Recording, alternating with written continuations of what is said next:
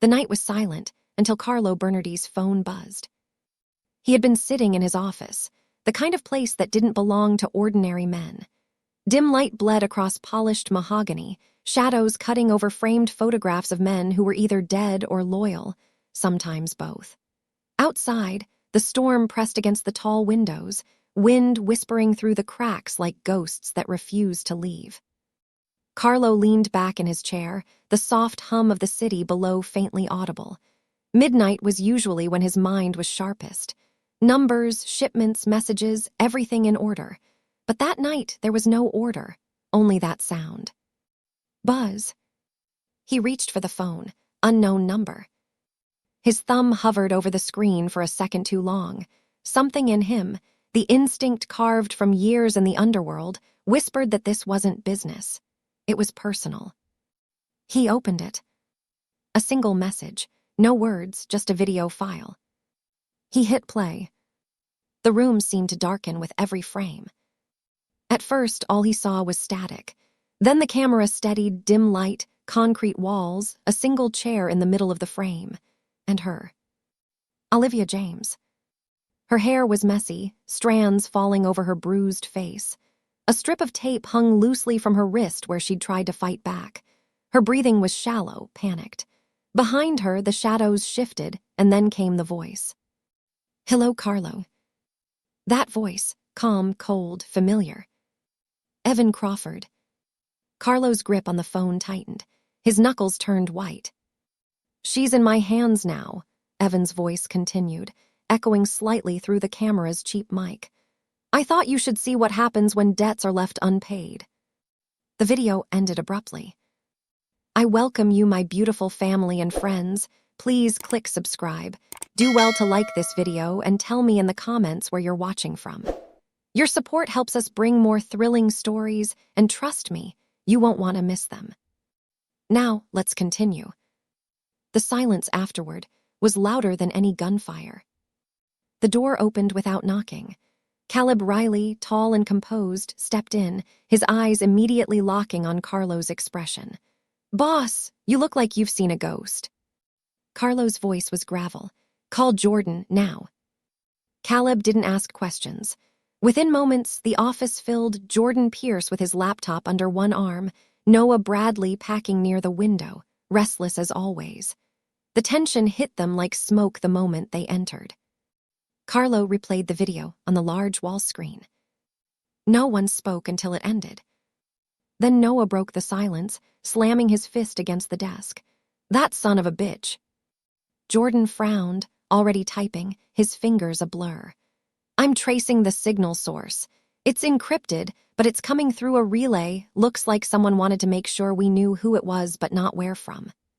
Caleb leaned forward, arms crossed. "Evan Crawford." Carlo nodded once. Jordan muttered. "Didn't he vanish after the Crawford raid 2 years ago?" "He didn't vanish," Carlo said flatly. "He hid, waiting." Noah turned, jaw tight. "We should go after him right now." Caleb shook his head sharply. "We don't even know where she is. Charging in blind is suicide." Noah glared. "He's got Olivia, Caleb. You really think we're going to sit here?" "Enough." Carlo's voice cut through the argument like a blade. The room froze. Carlo stood, straightening his cuffs, his expression calm, but his eyes were fire. "She's alive," he said quietly. "As long as she's alive, there's time." Caleb hesitated, lowering his tone.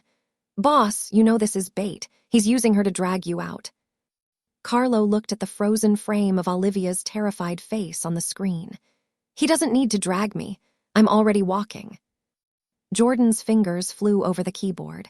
"Got it. The signal's bouncing off 3 towers, but the original ping came from the east docks. Could be staged, but it's worth checking." Noah was already strapping on his holster. "I'll go with you." Carlo shook his head. "No, you'll both stay here. I want full trace. Find me the exact origin." Caleb frowned. "Carlo, you can't go alone." "I'm not going anywhere yet," Carlo said, though his tone said otherwise. He turned back to the window, staring at the city lights reflected against the storm clouds. His reflection looked older tonight, or maybe just colder. Caleb stepped closer. You care about her, I get that, but think, if you go in blind. Carlo's jaw flexed. If she dies, I'm already dead. The words hung heavy in the air. No one dared respond. For a long moment, no one moved. The only sound was rain ticking against glass. Then Jordan spoke, softer this time. Boss, Evan's playing with you. He wants you emotional. You can't give him that. Carlo's lips twitched, almost a smile, but not quite. Emotions don't make me weak, Jordan. They make me dangerous. He turned back toward the desk, pressing his hand flat on the surface, his eyes on the video thumbnail again. Olivia. Her name alone brought back too much. He saw her again, that night 2 years ago, the alley behind the old hotel, a firefight between rival crews. She was there with her camera, chasing a story she didn't understand. She almost died that night. He remembered grabbing her arm, pulling her out of the line of fire. She looked up at him with wide, terrified eyes, not of him, but of the chaos around them. You saved me, she'd whispered then. No, he'd said, his voice lower, almost ashamed. I just didn't want your blood on my hands. That was the start of everything. Carlo's office door clicked open again. Victoria Reed stepped in, a doctor, quiet but fearless. She had been treating Carlo's crew for years. I heard shouting, she said, eyes moving between them. What happened? No one answered at first. Then Caleb said, Evan Crawford resurfaced. He's got Olivia. Victoria's expression hardened. The journalist. Carlo didn't look away from the window. She's not just a journalist. Victoria stepped closer, searching his face. You can't go after him alone, Carlo. I don't plan to, he said. Not until I know where to hit. Jordan looked up from his laptop. Then you'll want this. He turned the screen toward them. Found a partial trace. The video was recorded within the last hour, somewhere near the old industrial sector, East End. Caleb frowned. That's Crawford's old territory. Exactly, Jordan said. He's inviting us in. Noah's hand went to his gun again. Then let's accept. Carlo finally turned from the window, his decision carved into his features. Prepare the cars. We move soon. The room erupted in motion. Noah stormed out first, barking orders. Caleb followed, muttering something about insanity and loyalty being two sides of the same coin. Jordan packed up his laptop, still mumbling about signal tracking and surveillance feeds. Only Victoria stayed. She watched Carlo silently as he opened a cabinet along the wall. Behind it, hidden behind a false panel, was an arsenal, handguns, rifles, knives. Each weapon was spotless, organized like instruments in a surgeon's tray. You kept all of this for protection, Victoria said quietly. Not for revenge. He didn't answer. He just loaded the pistol, chamber clicking sharply. She stepped closer. You think killing him will make you feel better? Carlo's voice dropped low. No, but it'll make him stop. Victoria's eyes softened. And if Olivia does survive? He paused, the faintest tremor in his hand. Then there's nothing left to stop. Jordan reappeared in the doorway, urgency in his tone. Boss, you'll want to see this. There's more. He pulled up the video again, slowed it down frame by frame. Look, the reflection in the background. See that? He zoomed in. Metal beams, rust, floodlight. That's the Crawford Foundry, the abandoned smelting plant by the river. Caleb cursed under his breath. He's mocking us. Carlo's eyes narrowed. No, he's waiting. He reached for his coat. The black wool draped over his shoulders like armor. Caleb grabbed his arm. Carlo, you walk into that, you're walking into hell. Carlo's gaze didn't waver. Then I'll burn it down on my way in. Outside, the rain came harder. The city lights blurred into streaks of gold and red. Carlo walked through the hall toward the underground garage, boots echoing against marble. The silence followed him like a shadow, broken only by the low hum of engines and the sound of men preparing for war. Caleb caught up beside him. You realize this could be a one-way trip. Carlo gave a faint, humorless smile. Every trip is eventually. Noah was already by the cars, checking weapons, loading magazines. When he saw Carlo approach, he tossed him a rifle. "You're really doing this." Carlo caught it easily. "You're not surprised." Noah grinned despite the tension. Not even a little. They stood for a moment under the flickering light of the garage. The smell of oil and gunmetal filled the air. Caleb exhaled heavily. "We need a plan. You go in first, you die. We go in loud, we lose her." Carlo looked at him. "Then we go in smart. Jordan tracks their signals, you and Noah cover my exits." "You mean we go with you?" Caleb said. Carlo didn't answer, which was answer enough. Noah smirked. "Told you he'd never go alone." Jordan's voice came through the comms from the upper level. "I'll stay on the feed. You'll have eyes inside until I lose signal." Carlo nodded once. "Good, get ready." He turned toward the cars. His reflection glinted off the rain-soaked metal, and for a moment he looked like a man carved out of shadow, driven, doomed, and ready. The storm outside roared louder, thunder cracking over the skyline as the engines came to life. Tonight, Carlo Bernardi wasn't just a mafia boss. He was a man with nothing left to lose. Rain had smudged the city into a watercolor world by the time they left the garage. The convoy moved like a shadowed vein through the heart of the night, 2 black sedans, a cargo van in the rear, tires whispering over wet asphalt. Inside the lead car, Carlo sat rigid, fingers hovering around the rifle's grip as if it were an extension of his will. Caleb rode shotgun, face set in that calm mask he wore when the rest of the world frayed.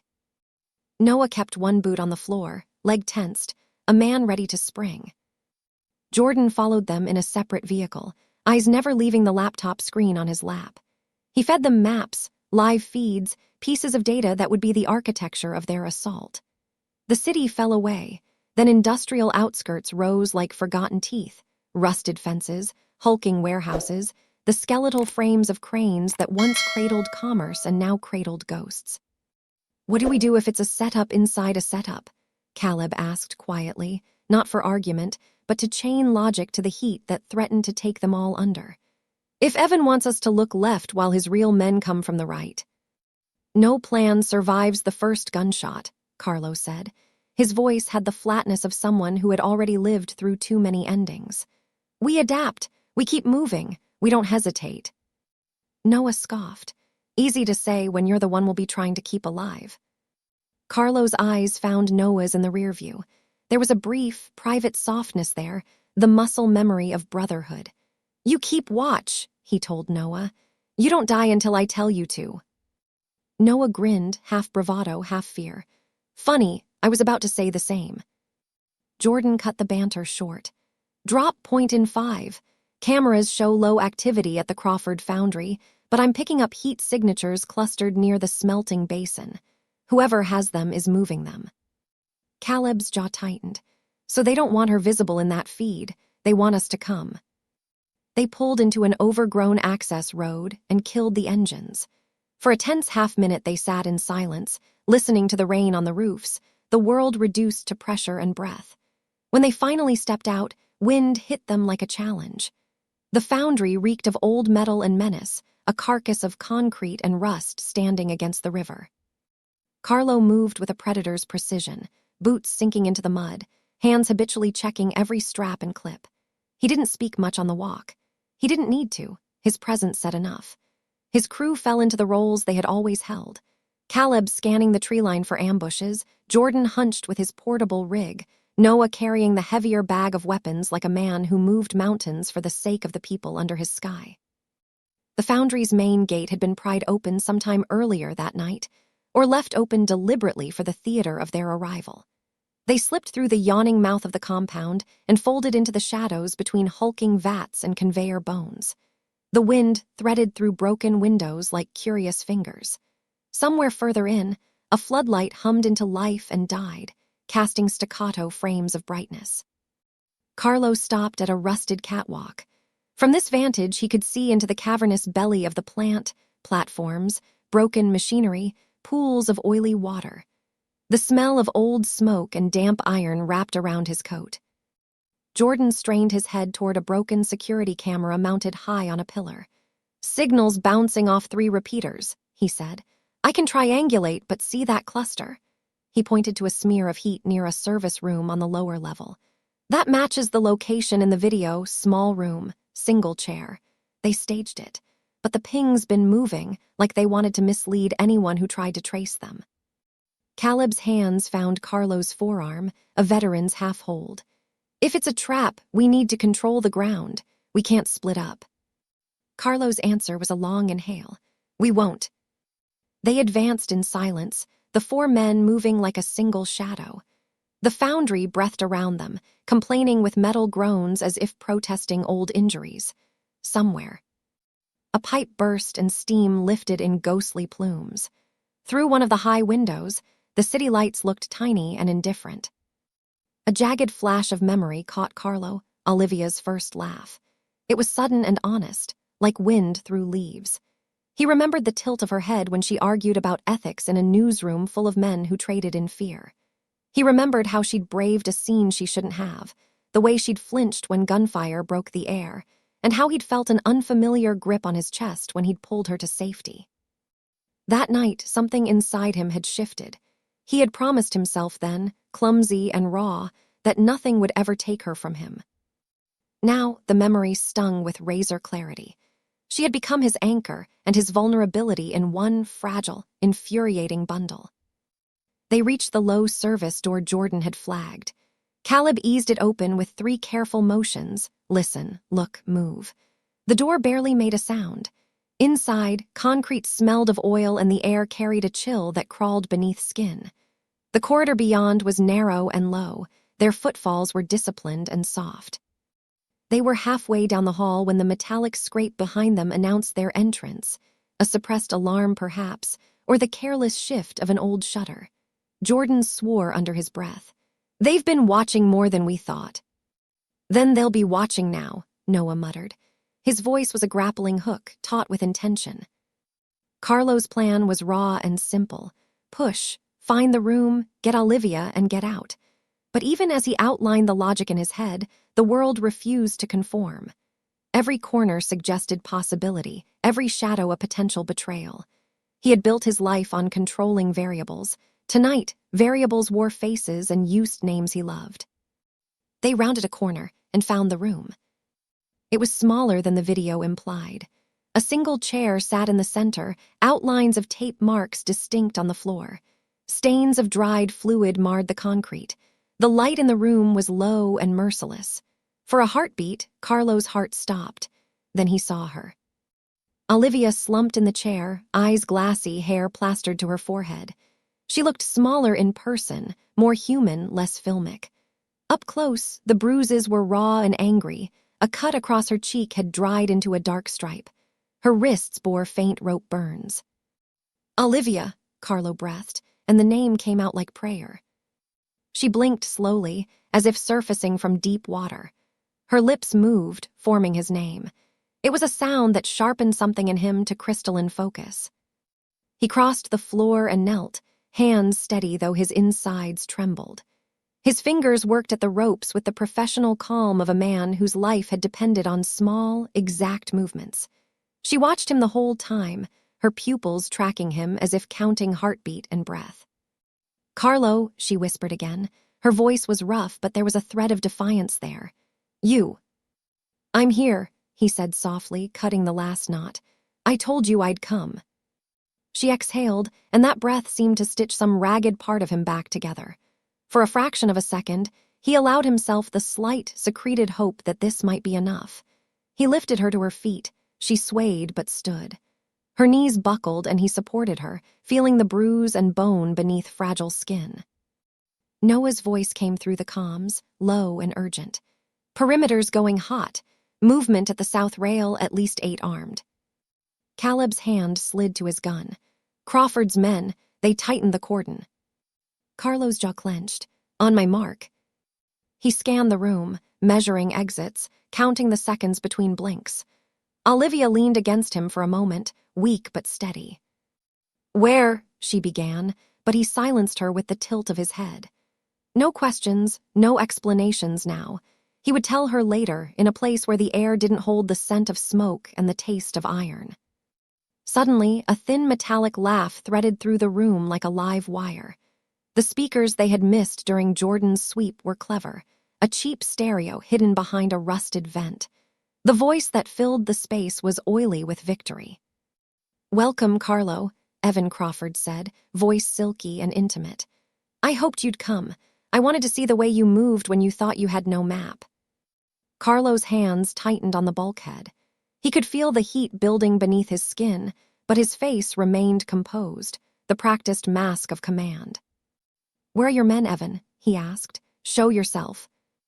Evan's laugh answered, then a new sound, a sharp click followed by the dull thud of something heavy dropping. The lights in the corridor flashed, and when they steadied, the door at the far end of the service room banged open. Men in dark fatigues spilled in, faces replaced by the glow of floodlight as they leveled assault rifles. They moved with professional coordination, trained to exploit hesitation. Carlo already had a plan, always had one, but the world had offered him only a series of slanted choices. He took the one that cost him the least in doubt and the most in force.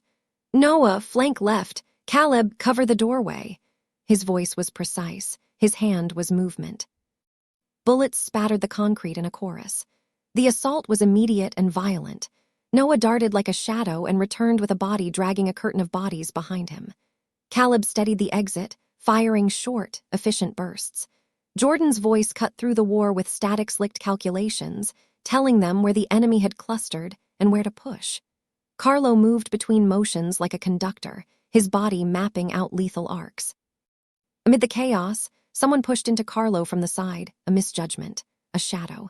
He answered with force and found himself in close proximity to a man with the angle of desperation in his eyes. Their bodies collided in an ugly ballet.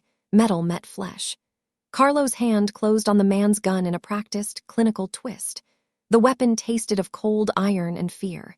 He found the angle and made it speak death in a clean, brutal whisper. When the reverb died and the last echo of the gunfire faded, 4 men lay still on the concrete. The air hummed with adrenaline and the coppery tang of blood. Carlo's breath came hard. He turned to Olivia. She was pale but alive, leaning against his shoulder with a small, exhausted laugh that didn't quite reach her eyes. "You shouldn't have come," she said hoarsely. "I told you I would," he answered. "Now move." They backtracked through the corridor with Noah and Caleb sweeping the angles. Jordan had already gone ahead to reroute through a secondary exit he'd found on the schematics. For a heartbeat, the world narrowed to the rhythm of their escape. But as they neared the main gate, a deep, omnipresent sound rolled over them, the mechanical rumble of engines.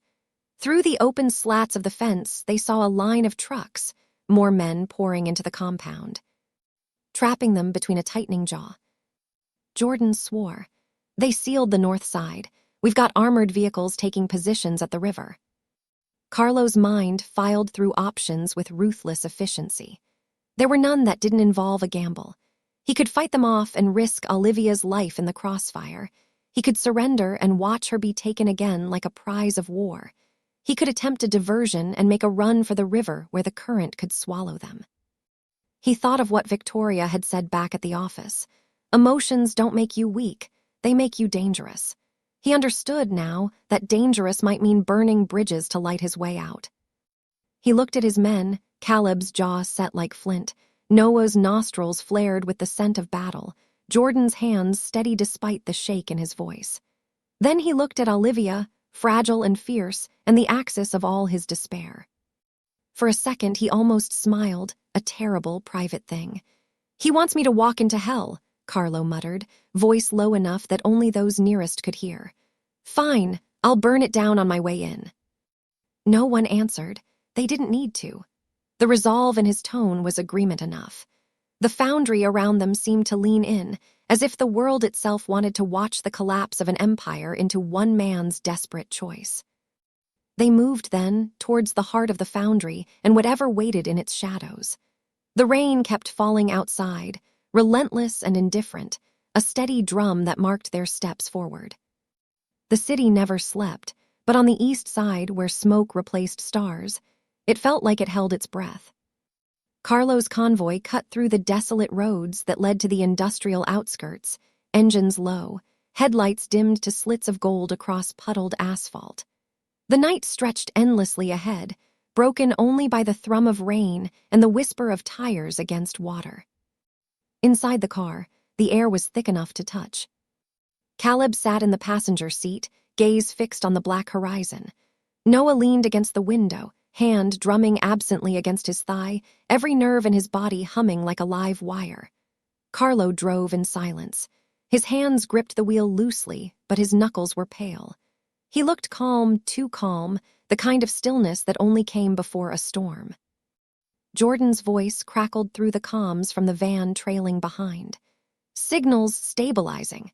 I've pinned the feed from that video to a 2-mile radius around the Crawford foundry. No new transmissions since the last one. Meaning? Caleb asked. Meaning he's waiting, Jordan replied. Noah scoffed. Yeah, waiting for us to walk into the lion's mouth. Caleb shot him a look. You don't walk into a lion's mouth, Noah. You burn the cage first. Noah grinned, humorless, sharp. Then let's start burning. Carlo's voice broke through the static and tension. Not yet.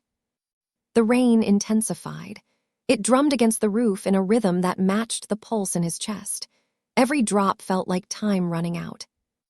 In a warehouse across town, Olivia James stirred awake to the sound of footsteps. Her wrists were raw from rope burns, but the restraints were loose now, almost as if her captor wanted her to believe she could escape. Her head throbbed from the blow that had knocked her out earlier. The room was cold, concrete walls sweating moisture, a single bulb flickering overhead. Somewhere, metal creaked like an old beast turning in its sleep. Evan Crawford leaned against the far wall, a faint smirk carved across his face. He wore a tailored coat, collar turned up, the scar that crossed his cheek glinting faintly in the dim light. A cigarette dangled from his lips, the smoke rising in lazy coils. You sleep like someone who's never had to run, he said, his tone almost casual. Guess that's what happens when you fall in love with a man who kills for a living. Olivia met his gaze with quiet defiance. You wouldn't understand what love looks like if it stood in front of you. Evan chuckled low and sharp. Love, oh, I understand it. It's the same thing that ruins men like Carlo, makes them predictable, makes them weak. He flicked ash to the floor and took a step closer. He'll come for you, you know. That's what makes this beautiful. She glared at him.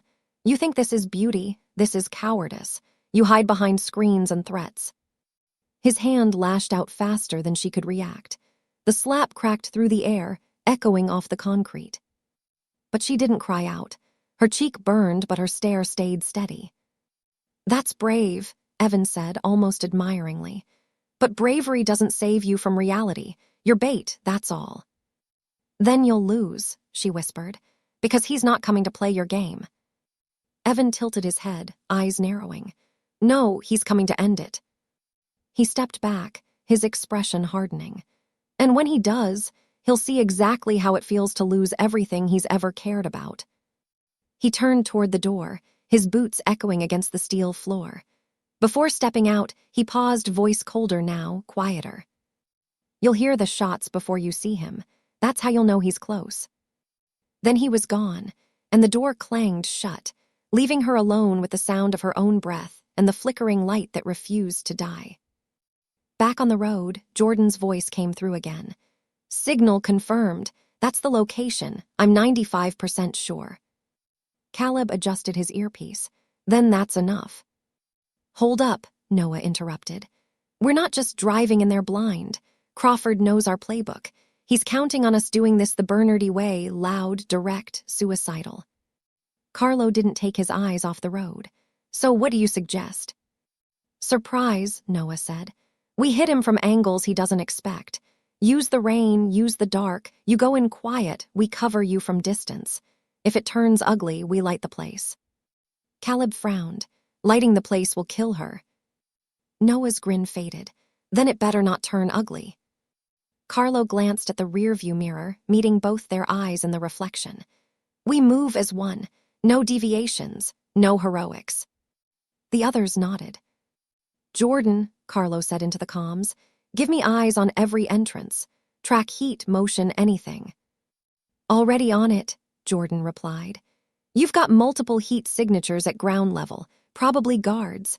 But there's one isolated figure in the upper section, smaller frame, restrained posture. That's likely her. Caleb exhaled. Then we've got our target. Noah chambered his weapon. Let's get her back. The convoy stopped a quarter-mile from the foundry, a vast, abandoned structure that loomed like a skeleton against the storm. Rust streaked its metal ribs, windows shattered like broken teeth. Every gust of wind carried the scent of old fire and oil. They killed the engines and stepped out into the downpour. The rain hit their coats, soaking them instantly, but no one flinched. Their movements were precise, military. Caleb handed out comms. Checked ammo. Noah adjusted his rifle strap. Carlos scanned the dark expanse ahead, eyes narrowing as he took in the layout. This place is a maze, Caleb murmured. Good, Carlos said. Then they'll have a harder time finding us too.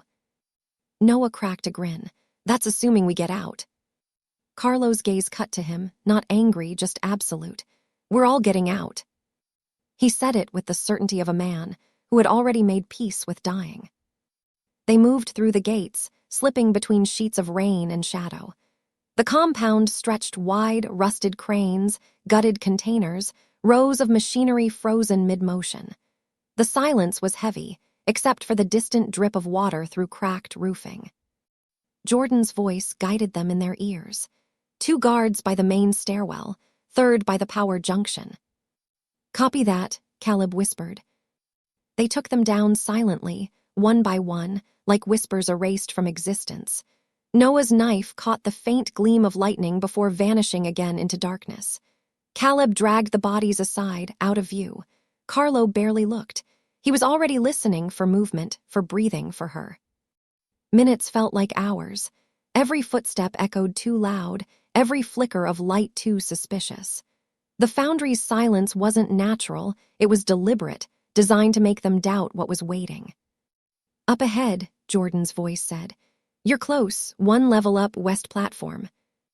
Carlo nodded once, then signaled with 2 fingers. The team fanned out, moving up the narrow stairwell. The sound hit first, faint, ragged breathing. Then came the shape in the dim light. Olivia. She was tied to a chair, bruised but alive, her eyes wide with disbelief as Carlo stepped into view.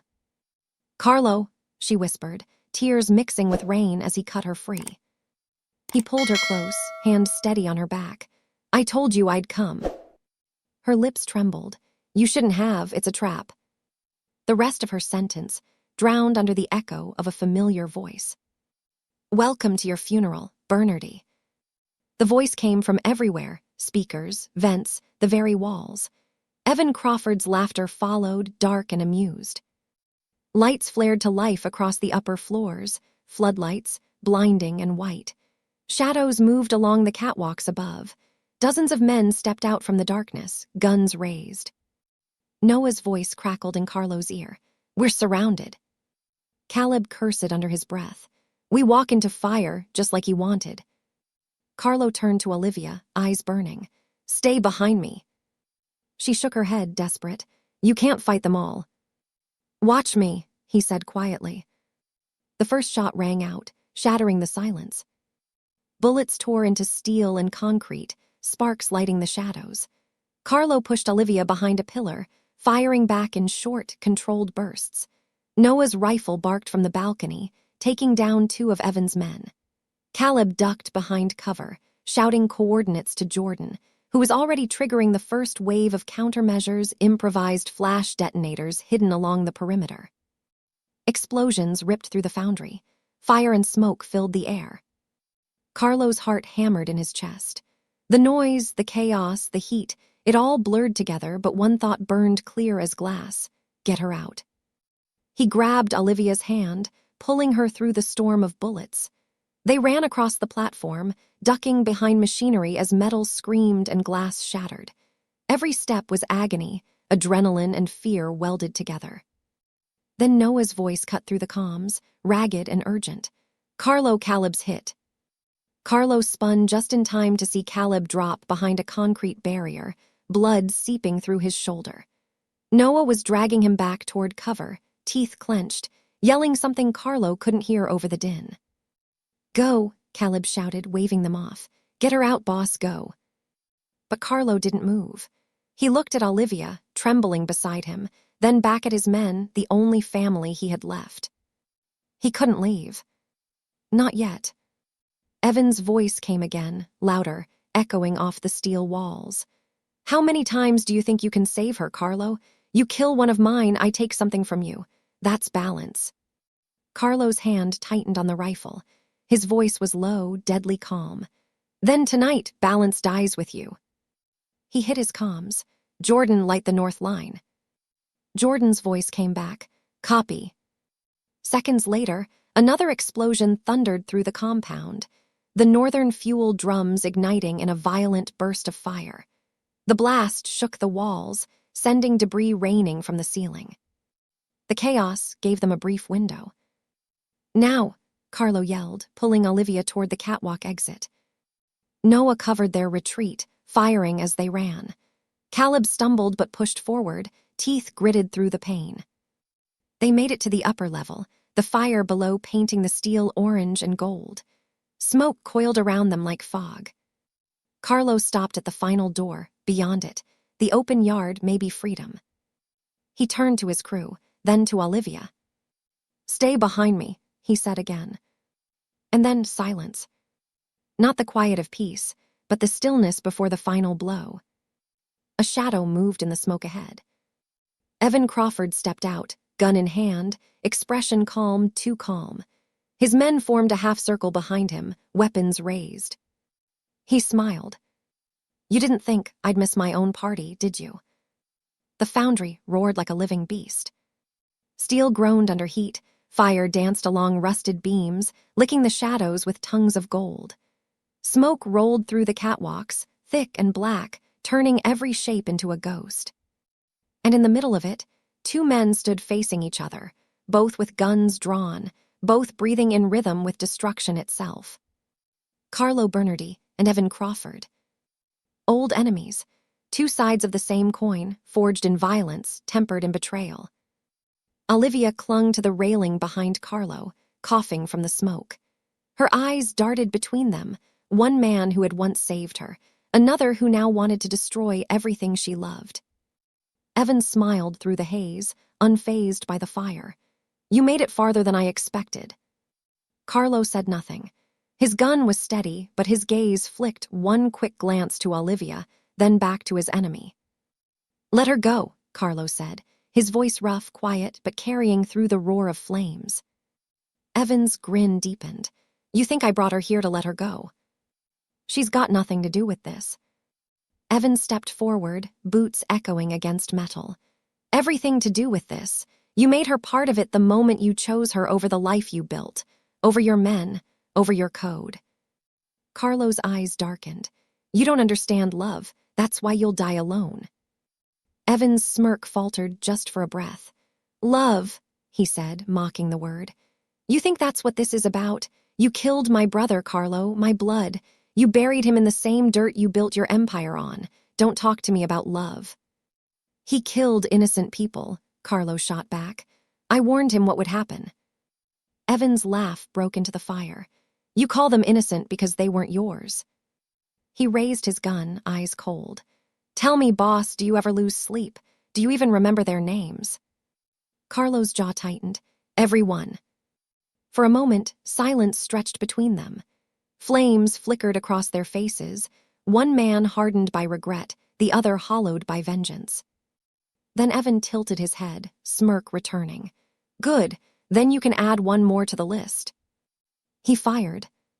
The bullet screamed past Carlo's shoulder, hitting the beam behind him. Olivia gasped and dropped, crawling for cover. Carlo dove aside, rolling behind a steel crate as more shots rang out. Sparks erupted everywhere, the air alive with metal and heat. Noah's voice crackled through the comms. "Boss, we've got movement. 10 hostiles incoming from the lower deck." Carlo ducked behind cover, returning fire. "Hold the line. Don't let them flank." Already on it. Noah's voice came through, followed by gunfire echoing from below. Evan barked orders to his men, voice cutting through the chaos. Push them up, corner them on the west platform. Carlo moved like a phantom, every step calculated, every burst of fire precise. His weapon barked in rhythm, cutting down two of Evan's men who pushed too close. "Jordan," he shouted into his mic, "what's our exit?" Static, then Jordan's voice tense. "The south stairwell's compromised. You've got one clear route, east side, but it's closing fast." "Copy that." He turned toward Olivia, who was crouched behind a rusted container, clutching her arm where a bullet had grazed her sleeve. She was shaking. But her eyes, they burned with something fierce. "Carlo," she called, voice breaking, "you can't beat them all." "I don't need to beat them," he said, sliding beside her, reloading. "I just need to buy time." "For what?" He met her gaze, intense, unblinking. "To make sure you get out alive." Before she could answer, another explosion rocked the foundry, this time from above. A metal beam crashed down near them, scattering debris and flame. Evan's voice echoed through the smoke. "Still playing the hero. You never change." Carlo stood, firing toward the sound. "And you never stop hiding behind other people's blood." Evan ducked behind a pillar, reloading with swift, mechanical precision. "You're right," he said, his voice lower now, almost intimate. "I don't, because I learned something you never did. Love makes a man predictable." Carlo's pulse slammed in his ears. He knew what Evan was about to do. He could see it in his eyes, the way he glanced not at Carlo, but past him. At her. Evan pivoted and fired. The shot rang out like thunder. Olivia gasped, but before she could fall, Carlo had moved, faster than thought. The bullet tore through his side, slamming him backward into the railing. For a second, everything froze. The sound, the fire, even time itself. Olivia screamed, "Carlo." He gritted his teeth, forcing breath through the pain. His hand pressed to his side, blood already seeping through his shirt, black under the dim light. Evan smiled, slow, cruel. "I told you, predictable." Carlo lifted his head, eyes sharp despite the agony. "You just made your last mistake." He lunged, not away but toward him. Evan's smirk faltered as Carlo crashed into him, driving both of them hard against the pillar. The gun clattered away. The two men fought in the shadows, fists, elbows, raw fury. The sound of it, the grunts, the impacts, cut through the chaos louder than any bullet. Evan struck first, catching Carlo across the jaw. Carlo staggered but didn't fall. He countered with a brutal blow to Evan's ribs, then another to the throat. Evan gasped, doubled over, but recovered with a wild backhand that split Carlo's lip. They circled each other, both bleeding, both unyielding. "Should have stayed in your world," Evan hissed. "The streets were safer for you." Carlo spat blood. "The streets made me. They'll bury you." Evan lunged again, tackling him into the railing. The metal bent under their weight. Beneath them, the foundry floor glowed orange from spreading fire. Olivia screamed again, trying to reach them, but Caleb grabbed her arm from behind. He was limping, bleeding heavily, but still standing. "Don't," he rasped. "If you go out there, you'll die too." Tears streaked her face. "He's going to." "Trust him," Caleb said, voice barely a whisper. "He always finds a way." The fight raged on, brutal, desperate. Evan's knife flashed, catching the light. Carlo caught his wrist mid-swing, the blade grazing his shoulder before he twisted Evan's arm until bone cracked. Evan roared in pain and headbutted him, both men crashing through the railing. They fell onto the lower platform, landing hard on twisted metal. Carlo's vision blurred for a moment, white sparks exploding behind his eyes. He forced himself up, coughing blood. Evan did the same, his knife lost somewhere in the wreckage. They stared at each other, exhausted, bloodied, but neither willing to stop. "You should have stayed out of this," Evan said, panting. "You could have walked away." "You killed too many people to walk away from," Carlo said. Evan sneered, including her father.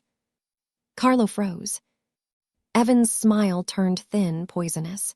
Didn't she tell you? Her father worked for me until he didn't. You pulled the trigger that night at the docks 5 years ago, the bullet that ended his life. Yours. Carlo's heart stopped. You're lying. Am I? Evan stepped closer, savoring every word. He begged me to spare her. I did. I sent her to you, told her who you were, let fate handle the rest. No, Carlo shook his head, voice cracking. No, you couldn't. Evan leaned in. Ask her, deep down she knows. Olivia's voice rang from above, trembling. Carlo, what is he talking about? Carlo looked up, eyes wide with pain, not from the wound this time, but from something far deeper. Liv, don't listen to him. Evan drew a gun from his ankle holster. No, let's tell her the truth. Let's see if love still saves you now. He aimed at Olivia. Carlo didn't think, he moved. The gun fired. The shot echoed like thunder again, but the bullet never reached her. Carlo was already there, shoving her aside, taking the hit clean through his shoulder. He fell to his knees, blood pouring down his arm. Olivia screamed, falling beside him. Carlo, no, please, stay with me. Evan laughed, manic, breathless. There it is, the hero act again, you never learn. A single gunshot cut him off. Evan's eyes widened. He stumbled, clutching his chest. Behind him, Noah stood at the far end of the platform, rifle raised, smoke curling from the barrel. His face was pale, eyes cold.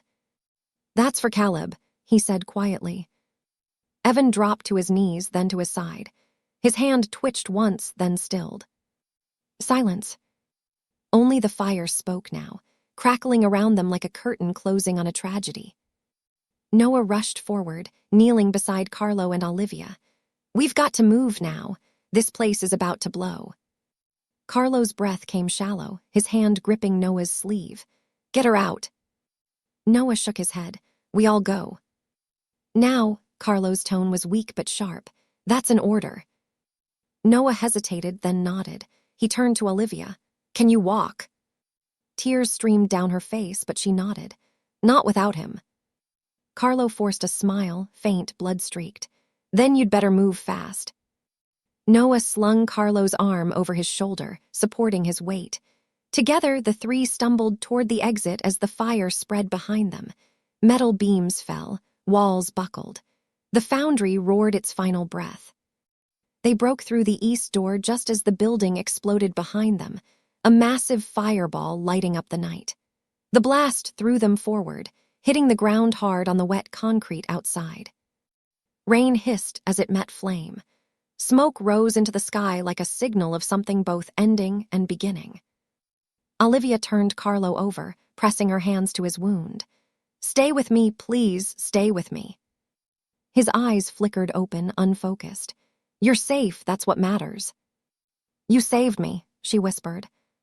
He smiled faintly. You saved me first. And then his eyes drifted shut. Smoke and rain mixed in a heavy haze over the city's outskirts. The remnants of the Crawford foundry still glowed orange, a skeleton of twisted metal and scorched concrete. Firefighters had arrived too late to save anything. The blast had done what bullets and fists could not. Carlo lay on the wet ground, half conscious, his body burning from the fire and the gunshot wound to his shoulder.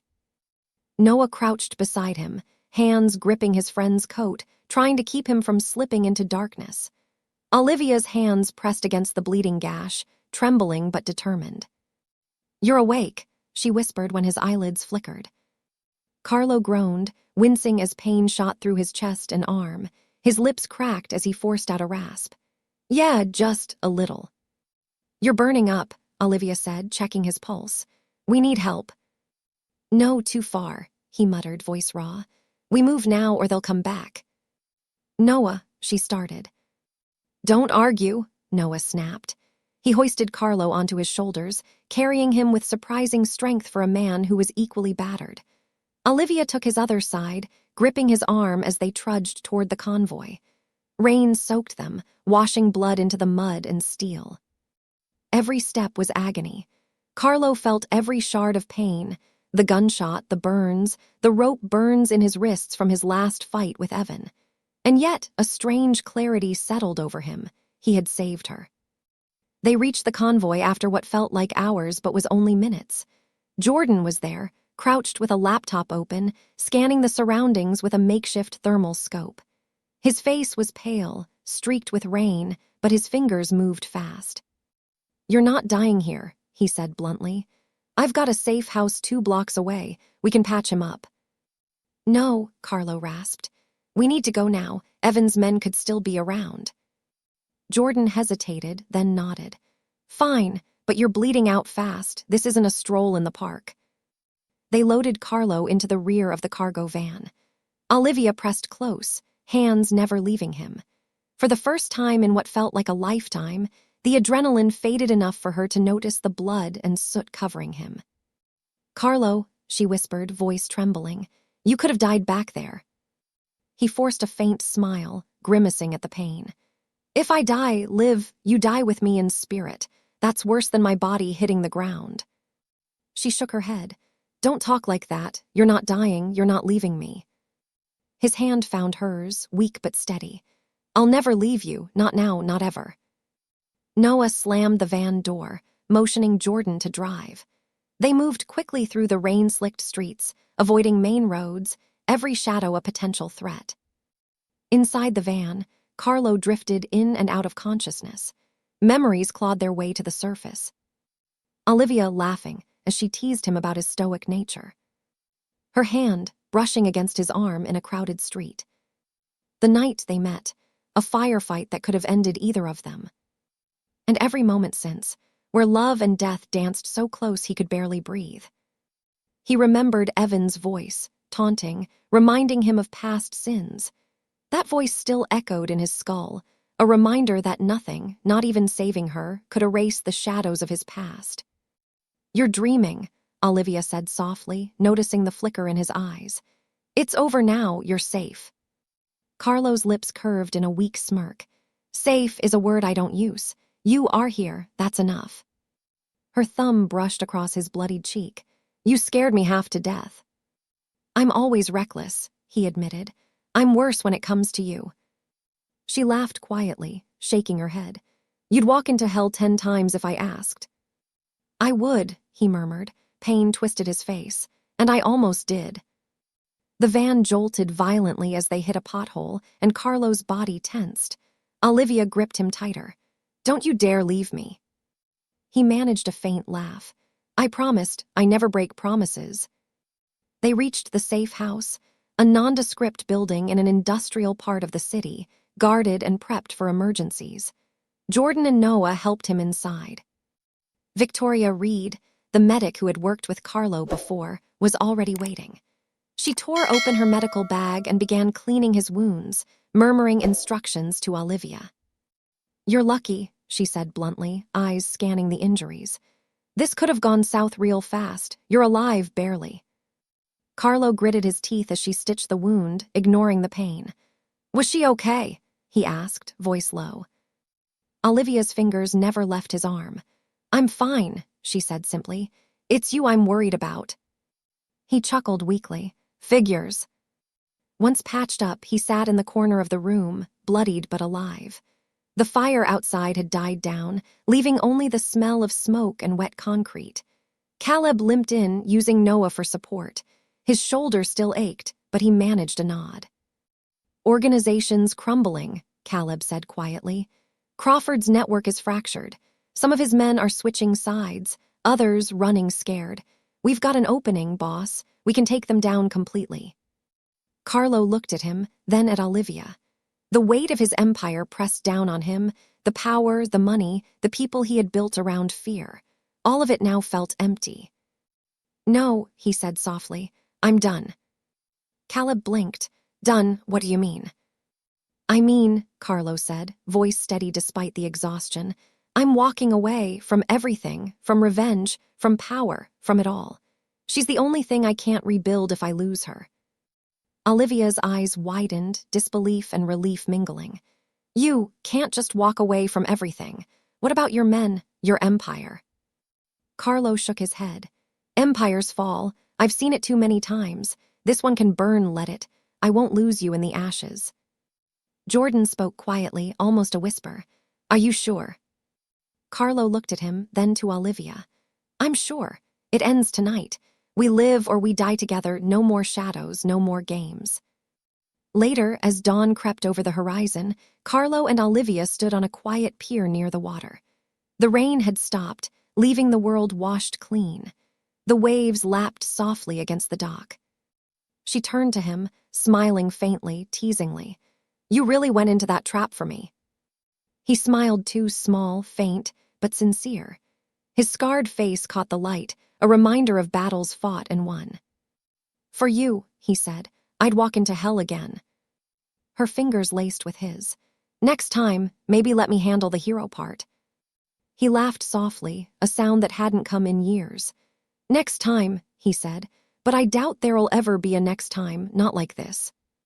They stood there in silence, letting the waves speak for what words couldn't. Behind them, the city slowly woke. Ahead, life waited, fragile, chaotic, beautiful. And for the first time in a long time, Carlo Bernardi felt alive. The safe house was quiet, but the tension lingered like smoke that refused to clear. Carlo sat in a worn leather chair, one hand pressed to his still bloodied shoulder, the other gripping Olivia's hand. She had refused to leave his side, her presence grounding him more than any drug, any bulletproof plan, any empire ever could. Noah and Caleb stood across the room, reviewing the city maps projected from Jordan's laptop. Their faces were pale from exhaustion, eyes sharp, yet filled with hope that came from the one thing that had survived the inferno, Carlo's resolve. Crawford's remaining men, Jordan began, voice clipped and businesslike, are fractured. Half of them fled the city after the explosion. The others are regrouping near the old shipping docks, a dozen men at most. They're armed but disorganized. Carlo's eyes narrowed. He wasn't looking at the map, though he was staring at Olivia. I told you I was done, he said quietly, almost to himself. I'm not going to pull this empire back from the ashes, but if there's even one man left who thinks he can touch her. He didn't finish the sentence. He didn't need to. His crew understood perfectly. By evening, they moved. The docks were deserted, gray silhouettes of rusted containers stretching endlessly. Fog rolled in from the water, hugging the ground and hiding movement. The air smelled of salt and decay, mixed with the faint burn of lingering fire from the city outskirts. Carlo, Olivia, Noah, and Caleb moved in silence, weapons ready. Jordan stayed back in the van, eyes on multiple feeds from thermal cameras he had planted along the perimeter. Stay close, Carlo murmured to Olivia. You won't be a target unless you want to be. She shook her head. I stay because you stay.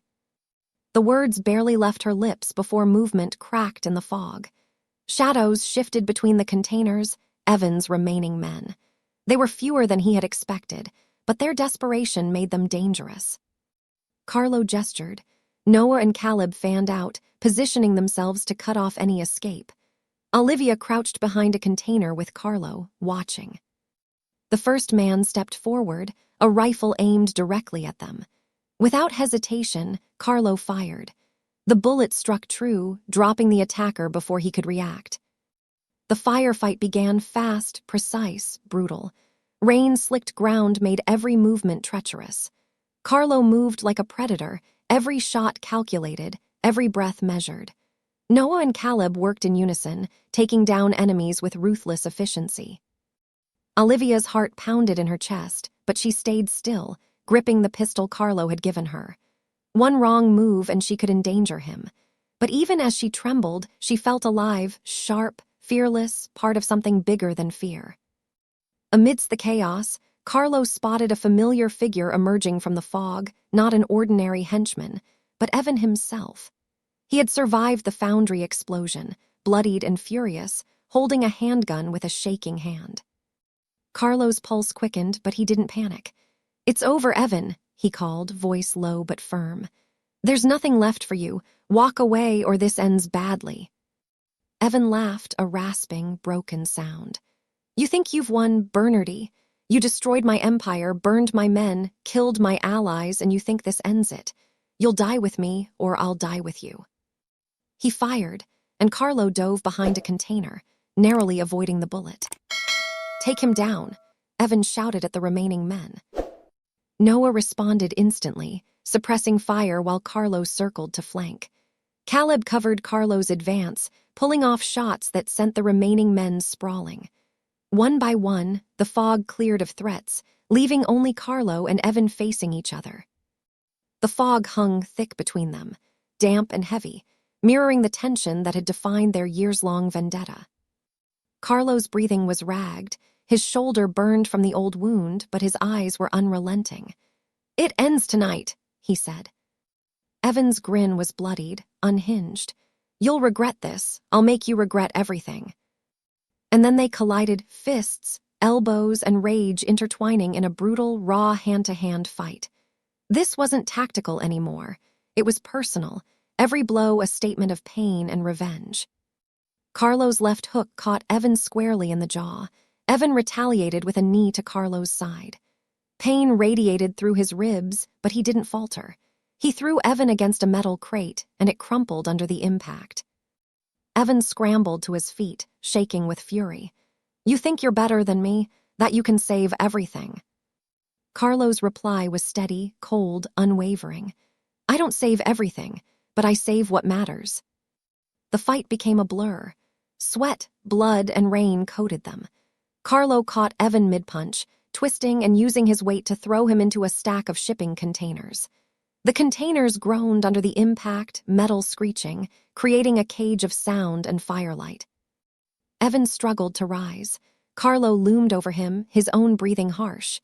"It's over," he said again. Evan's eyes burned with madness.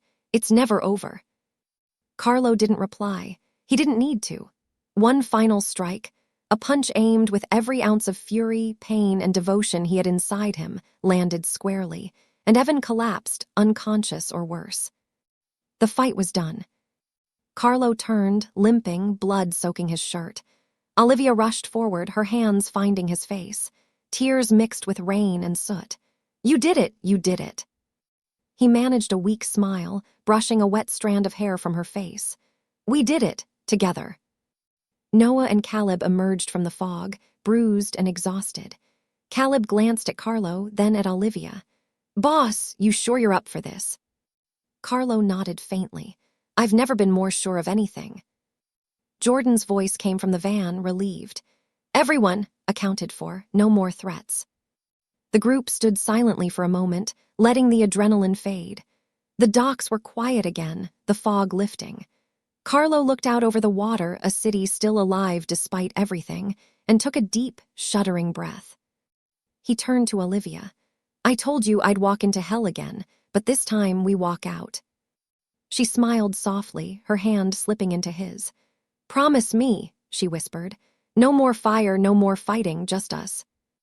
Carlo's lips curved into a faint, scarred smile. "I promise, but you know me, I'll never stop protecting you." She laughed, a sound that made his chest ache in the best way possible. "I don't want you to." The sun rose slowly over the horizon, casting golden light across the water. The smoke of the night's chaos had vanished, leaving only the calm, quiet world in its place. Carlo and Olivia walked hand in hand toward the pier, Noah and Caleb following, the weight of the past finally lifting. No words were needed. The battle was over. Love had survived fire, vengeance, and chaos. And for the first time, Carlo Bernardi could finally see what mattered most, not power, not revenge, but the woman beside him, alive, unbroken, and waiting for him to choose life over empire. The city breathed again. The waves whispered their secrets. And Carlo allowed himself a moment of peace, something he had not felt in decades. "For you, Liv," he murmured as they reached the pier's edge. "Always you." She leaned against him, letting the weight of their ordeal melt into the dawn. "Always," she whispered back. And the world, fragile, chaotic, and beautiful, waited for them to live. Thank you for watching to the end. Please remember to click the subscribe button and make sure you like this video, and tell me in the comments where you're watching from. Thank you.